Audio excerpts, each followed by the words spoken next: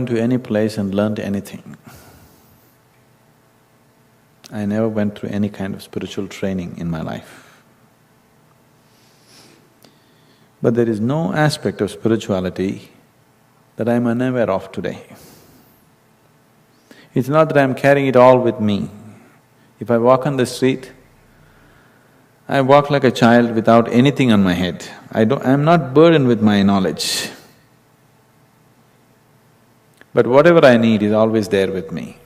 If any kind of situation comes, till now in my life, I have never ever felt a situation where I don't know what to do. I'm talking about the spiritual aspects, not the physical life situations.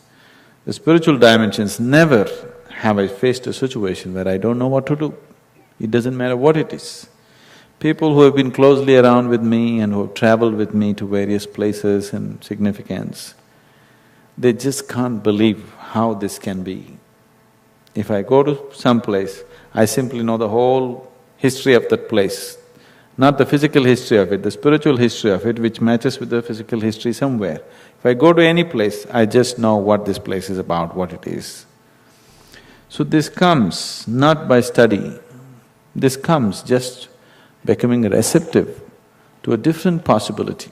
When I say a different possibility, most of the beings who are truly spiritual, they never came out and said anything. They are the smart ones. Because the moment you open your mouth and try to say something about a dimension which is not in your experience, you attract so many problems to yourself, endless amount of problems. You can get crucified because you spoke. Or you can come near crucifixion and you have to manage it tactfully here and there, playing all kinds of tricks, otherwise they will crucify you, one way or the other.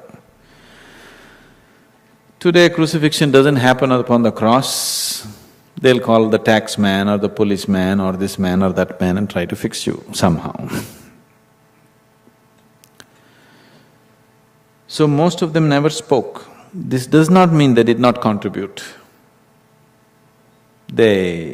Everything that they knew, I usually say they laid their eggs all over the place. They laid their eggs in many ways. All the mystics on this planet, most of them never spoke or taught anything to anybody. But everything that they knew, they invested in a certain way in the world. It's always available. If you ask me, for me, Gautama, the Buddha, is not 2,500 years ago. For me, he is right now. He's as alive today as he was then, because he's always accessible.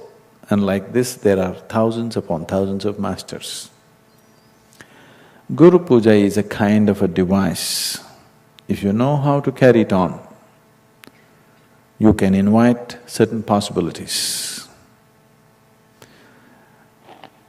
We are initiating people into Guru Puja in a certain way.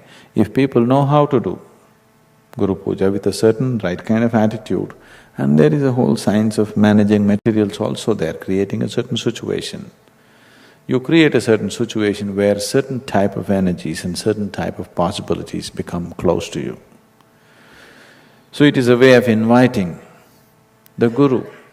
The Guru does not mean somebody you know, somebody you do not know, no. Gu means darkness, Ru means dispelling. Anything that dispels your darkness is your Guru. So you're inviting that dimension which can dispel your darkness. That dimension is always alive everywhere in the existence. It is just your ability to become receptive to it. So Guru Puja is a device to make yourself receptive to a possibility where you invite a dimension which dispels your darkness. There is a whole science behind it, this is a simpler way of doing it. There are more elaborate and powerful ways of doing it.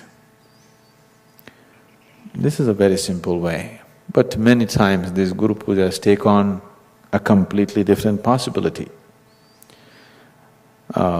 Something else becomes alive and the situation changes so dramatically simply because of a simple device that they're putting into action.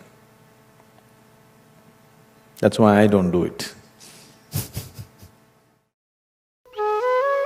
For more on Sadhguru, visit www.ishafoundation.org.